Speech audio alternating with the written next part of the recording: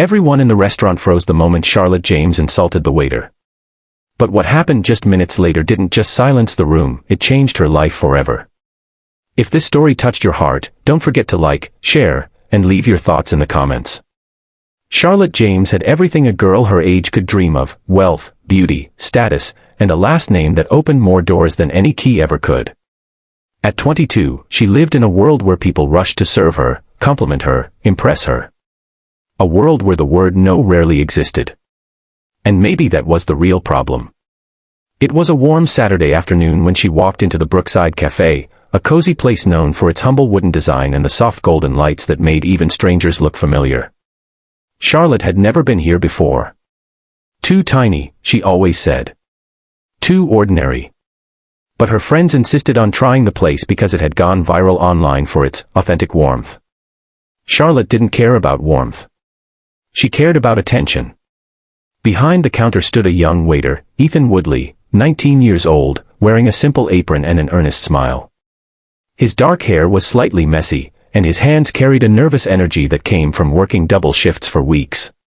He wasn't just earning money for himself, he was supporting his mother, who had fallen sick, and his younger sister, who still went to school. He had no choice but to show up every day, tired or not. Charlotte's heels clicked loudly against the floor as she walked in, talking loudly on her phone, her expensive perfume marking her presence before her voice did. Ethan approached gently, greeting her with the politeness he offered everyone. "Good afternoon, ma'am. Table 4. Charlotte didn't let him finish. She hung up her call abruptly and looked him up and down with sharp judgment. "You," she pointed. "You're the waiter." Ethan blinked. "Yes, ma'am. How can I help you?" She scoffed.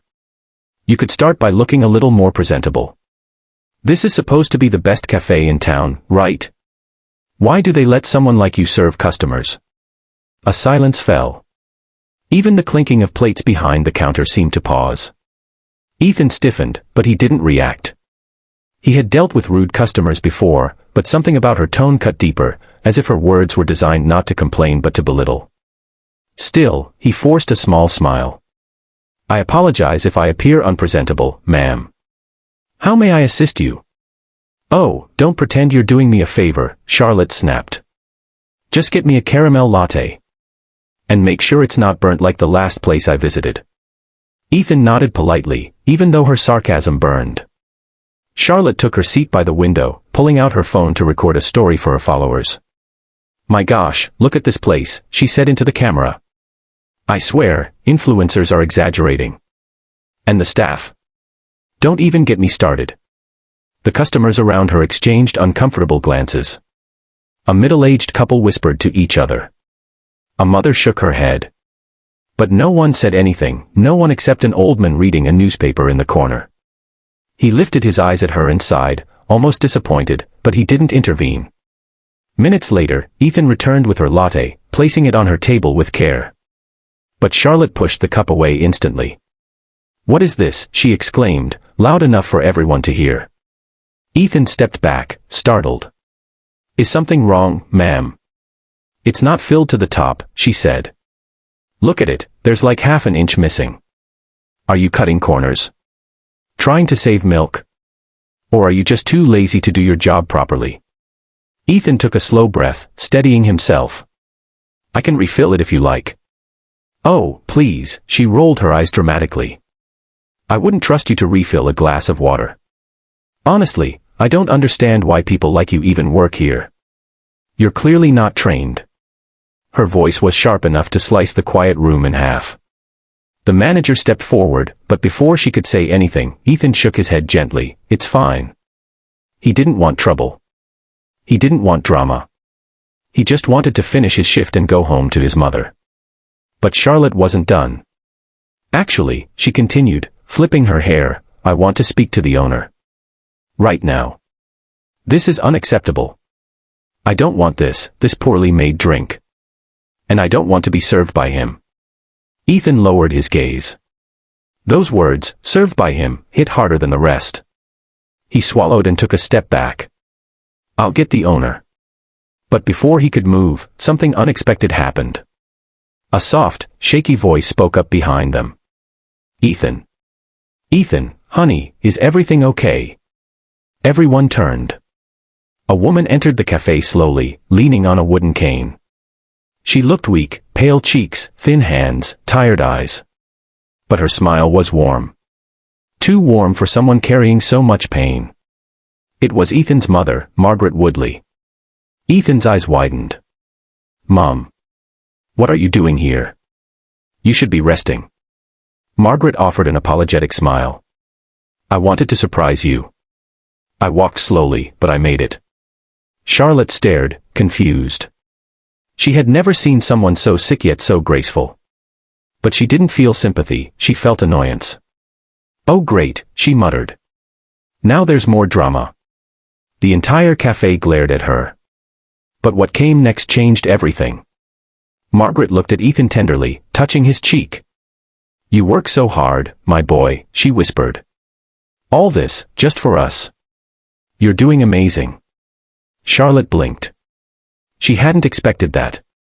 Margaret then turned to Charlotte with a kind smile, so gentle it felt almost unreal considering how cruel Charlotte had been. I'm sorry, dear, if my son made a mistake with your drink, she said quietly.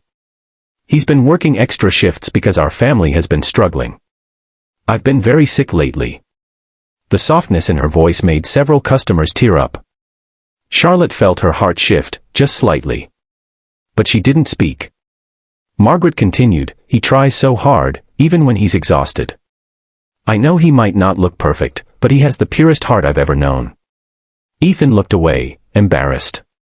And all he wants, Margaret added softly, is to make people happy. A heavy silence settled. For the first time in her life, Charlotte felt wrong. Every word she had thrown, every insult, every arrogant gesture, suddenly they echoed back in her mind. She looked at Ethan. Really looked at him. At the tiredness around his eyes. The slight redness in his fingers. The weight he carried, quietly and alone. And something cracked inside her. The old man in the corner finally put down his newspaper. He stood, walked toward their table, and said firmly.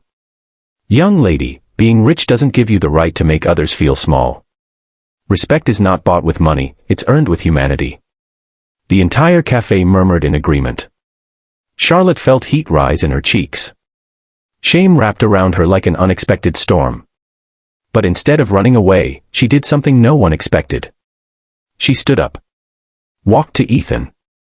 And slowly, hesitantly, she bowed her head.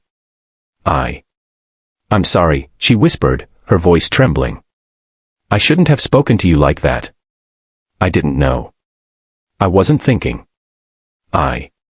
I was wrong. Ethan looked startled. He had heard apologies before, but this one felt different, shaken, fragile, honest. Charlotte continued, you're doing more for your family than most people ever do. I'm sorry I treated you like you were less than me. You're not. She swallowed, her voice breaking. I was the one who acted small. The cafe was silent, but this time, it wasn't shock. It was relief. Margaret smiled kindly at her. Thank you, dear. It means more than you know. Charlotte turned to the manager. Please let me pay for everyone's meal today. Gasps filled the room. But more importantly, Charlotte said, facing Ethan again, I want to help your family. If you'll let me. Ethan hesitated, stunned.